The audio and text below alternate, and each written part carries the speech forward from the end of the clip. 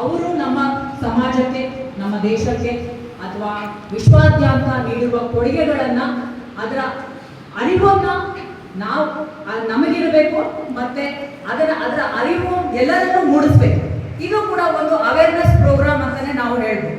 ನಮ್ಮ ಲಾ students legal awareness programmes ಮಾಡೋದ್ರಲ್ಲಿ ನಿಸ್ಸೀಮರು. So ಅದು ಕೂಡ ಜಯಂತಿಗೂ ಕೂಡ ಅದು ಅನ್ವಯವಾಗುತ್ತೆ.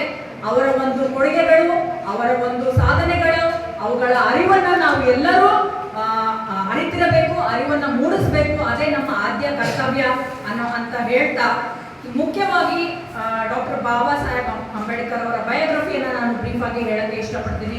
ಇವತ್ತಿನ ದಿನ ಅವ್ರ ಬಗ್ಗೆ ನಾವು ಒಂದು ಮೆಲ್ಕ್ ಹಾಕೋದು ನಮ್ಮ ಆದ್ಯ ಕರ್ತವ್ಯವೂ ಕೂಡ ಆಗಿದೆ. ಡಾಕ್ಟರ್ BR ಅಂಬೇಡ್ಕರ್, ಬಾಬಾ ಸಾಹೇಬ್ ಅಂಬೇಡ್ಕರ್ ಅವರು ಏಪ್ರಿಲ್ 14, 1891 ಆ ಇಯರಲ್ಲಿ ಜನಿಸ್ತಾರೆ. ಇವರನ್ನ ನಾವು ಬಾಬಾ ಸಾಹೇಬ್ ಅಂತಲೂ ಕೂಡ ಕರೀತೀವಿ. ಬಾಬಾ ಸಾಹೇಬ್ ಅಂದ್ರೆ ಏನು? ಬಾಬಾ ಸಾಹೇಬ್ ಅಂತಂದ್ರೆ ರೆಸ್ಪೆಕ್ಟೆಡ್ ಫಾದರ್ ಅಂತ ಅರ್ಥ. ಸೊ ಎಲ್ಲರೂ ತಮ್ಮ ತಂದೆಯವರಿಗೆ ಬಾಬಾ ಬಾಬಾ ಅಂತ ಕರೆಯೋ ಅಭ್ಯಾಸ ಇರುತ್ತೆ. ಸೊ ಬಾಬಾ ಅಂತಂದ್ರೆ ಫಾದರ್, ಸಾಹೇಬ್ ಅಂತಂದ್ರೆ ರೆಸ್ಪೆಕ್ಟ್. ಸೊ ಹಾಗಾಗಿ ಬಾಬಾ ಸಾಹೇಬ್ ಅಂದ್ರೆ ರೆಸ್ಪೆಕ್ಟೆಡ್ ಫಾದರ್ ಅಂತ. ಸೊ ಅಷ್ಟು ಗೌರವವನ್ನು ಗಳಿಸಿದಂತ ವ್ಯಕ್ತಿ ಅವರಾಗಿದ್ರು ಅಂತ ಹೇಳೋದಕ್ಕೆ ನಮಗೆಲ್ಲ ಹೆಮ್ಮೆಯ ವಿಷಯ ಅಂತ ಹೇಳ್ಬೋದು. ಸೊ ಅವರೊಬ್ಬರು ಸೋಷಿಯಲ್ ರಿಫಾರ್ಮರ್ ಆಗಿದ್ರು, ಲಾಯರ್ ಆಗಿದ್ರು, ಎಕಾನಮಿಸ್ಟ್ ಆಗಿದ್ರು, ಪೊಲಿಟಿಷಿಯನ್ ಆಗಿದ್ರು. ನಮ್ಮ ಭಾರತದ ಸ್ವತಂತ್ರ ಭಾರತದ ಮೊಟ್ಟ ಮೊದಲನೆಯ ಲಾ ಮಿನಿಸ್ಟರ್ ಕೂಡ ಅವರು ಆಗಿದ್ರು. ಅದೆಲ್ಲ ನಮಗೆ ಗೊತ್ತಿರುವಂತ ವಿಷಯ. ಆಮೇಲೆ he was a champion of social justice. So ನಮಗೆಲ್ಲ ಸೋಷಿಯಲ್ ಜಸ್ಟಿಸ್ ಅಂದ್ರೆ ಚೆನ್ನಾಗಿ ಗೊತ್ತಿದೆ. ಸೋಷಿಯಲ್ ಜಸ್ಟಿಸ್ ಅದು ಒಂದು ಸಂವಿಧಾನದ ಒಂದು ಮುಖ್ಯ ತತ್ವ ಅಂತಾನೆ ನಾವು ಹೇಳ್ಬೋದು.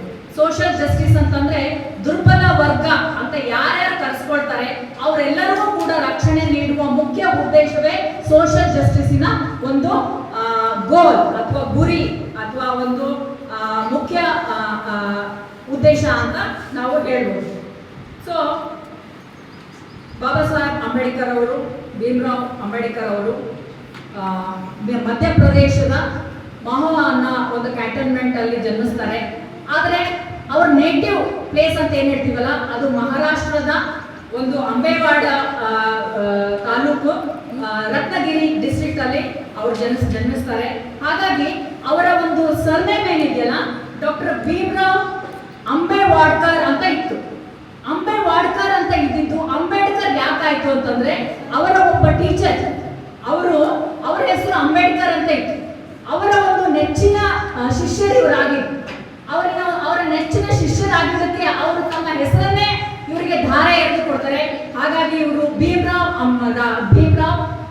ಅಂಬೇವಾಡ್ಕರ್ ಇಂದ ಅಂಬೇಡ್ಕರ್ ಅಂತ ಕರೆಸ್ಕೊಂಡ್ರು. ಸೊ ಇದು ಒಂದು ಅವ್ರ ಬಗ್ಗೆ ನಾವು ತಿಳ್ಕೊಳ್ಬೇಕಾದಂತ ವಿಚಾರ ಅಂತ ನಾನು ಅನ್ಕೊಂಡಿದ್ದೀನಿ. ಆಮೇಲೆ ಅವರ ಒಂದು ಶಿಕ್ಷಣ ವಿಷಯ ತೆಗೆದುಕೊಂಡು ನೋಡ್ಬೇಕಂದ್ರೆ, ಅವರು ಮುಂಬೈನ ಎಫಿನ್ಸ್ಟನ್ ಸ್ಕೂಲ್ ಮತ್ತು ಕಾಲೇಜಲ್ಲಿ ತಮ್ಮ ಶಿಕ್ಷಣವನ್ನು ಮುಗಿಸ್ತಾರೆ. ಆಮೇಲೆ ಕೊಲಂಬಿಯಾ ಯೂನಿವರ್ಸಿಟಿ ಅಂತ ಪ್ರೆಸ್ಟೀಜಿಯಸ್ ಇನ್ಸ್ಟಿಟ್ಯೂಷನ್ ಅಲ್ಲಿ ಮತ್ತು ಲಂಡನ್ ಸ್ಕೂಲ್ ಆಫ್ ಎಕನಾಮಿಕ್ಸ್ ಅಲ್ಲಿ PhD ಇನ್ ಅಂತ ಕಾಲದಲ್ಲಿ ಅಂತ ಪ್ರೆಸ್ಟೀಜಿಯಸ್ ಇನ್ಸ್ಟಿಟ್ಯೂಷನ್ ಅಲ್ಲಿ PhD ಮಾಡಿದಂತ ಏಕೈಕ ಭಾರತೀಯರು ಯಾರಾದ್ರೂ ಇದ್ರೆ ಅವರು ಬಾಬಾ ಸಾಹೇಬ್ ಅಂಬೇಡ್ಕರ್ ಅವರು. ಅದು ಒಂದು ಹೆಮ್ಮೆಯ ವಿಷಯ ಅಂತ ನಾವು ಹೇಳ್ಬೋದು. ಅದಾದ್ಮೇಲೆ ಡಾಕ್ಟರ್ ಬಾಬಾ ಸಾಹೇಬ್ ಅಂಬೇಡ್ಕರ್ ಅವರು ಏನಂತಂದ್ರೆ, ನಮಗೆ ಏನ್ ಕೊಟ್ಟಿದ್ದಾರೆ ಅವ್ರನ್ನ ನಾವು ಜಾಸ್ತಿ ನೆನಪಿಸ್ಕೊಳ್ಳೋಕೆ ಕಾರಣ ಏನಂತಂದ್ರೆ, ನಮ್ಮ ದೇಶಕ್ಕೆ ಸಂವಿಧಾನವನ್ನು ಅವರು ನೀಡಿದ್ದಾರೆ. ಸಂವಿಧಾನ ರಚನೆ ಆಗಬೇಕಂತಂದ್ರೆ ಕಾನ್ಸ್ಟಿಟ್ಯೂಯೆಂಟ್ ಅಸೆಂಬ್ಲಿ ಮುಖಾಂತರ ರಚನೆ ಆಯಿತು ಅಂತ ನಮ್ಗೆಲ್ಲ ಚೆನ್ನಾಗಿ ಗೊತ್ತಿದೆ. ಸೊ ರಚನೆ ಆಗಬೇಕಂತಂದ್ರೆ ಸುದೀರ್ಘವಾಗಿ 2 ವರ್ಷ 11 ತಿಂಗಳ 18 ದಿವಸಗಳು ಬೇಕಾಯ್ತು. ಸೊ ಅದರಲ್ಲಿ ಮುಖ್ಯವಾಗಿ ಎಷ್ಟು ಸಭೆಗಳು ಅಂತಂದ್ರೆ 11 sessions during the period of 2 years 11 months and 18 days 11 sessions took place. ಅದರಲ್ಲಿ ಮೊಟ್ಟ ಮೊದಲ ಸೆಷನ್ ಏನಿದೆಯಲ್ಲ ಅದು 9th December 1946 ಅಂದು ಪ್ರಾರಂಭವಾಗುತ್ತೆ. ಅಂದು ಪ್ರಾರಂಭವಾದ ನಂತರ ಇದರಲ್ಲಿ ಈ ಕಾನ್ಸ್ಟಿಟ್ಯೂಂಟ್ ಅಸೆಂಬ್ಲಿ ಎಷ್ಟು ಸದಸ್ಯರಿದ್ರು ಅಂದ್ರೆ 299 ಸದಸ್ಯರಿದ್ರು. ಈ ಒಂದು ಕರಡು ರಚನೆ ಆದ ಮೇಲೆ ಈ ಒಂದು ಚೇರ್ಮನ್ ಆಫ್ ಕಾನ್ಸ್ಟಿಟ್ಯೂಂಟ್ ಅಸೆಂಬ್ಲಿ ಆಗಿದ್ದಂತ ನಮ್ಮ ಬಾಬಾ ಸಾಹೇಬ್ ಅಂಬೇಡ್ಕರ್ ಅವರು ಕರಡು ರಚನೆಯನ್ನ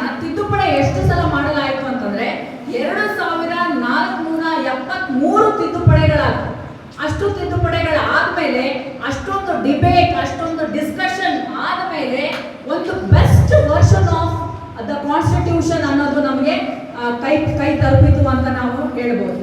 ಸೊ ಇಲ್ಲಿ ಮುಖ್ಯವಾಗಿ ನಾವು ಗಮನಿಸಬೇಕಾದಂಥ ಅಂಶ ಏನು ಅಂತಂತಂದ್ರೆ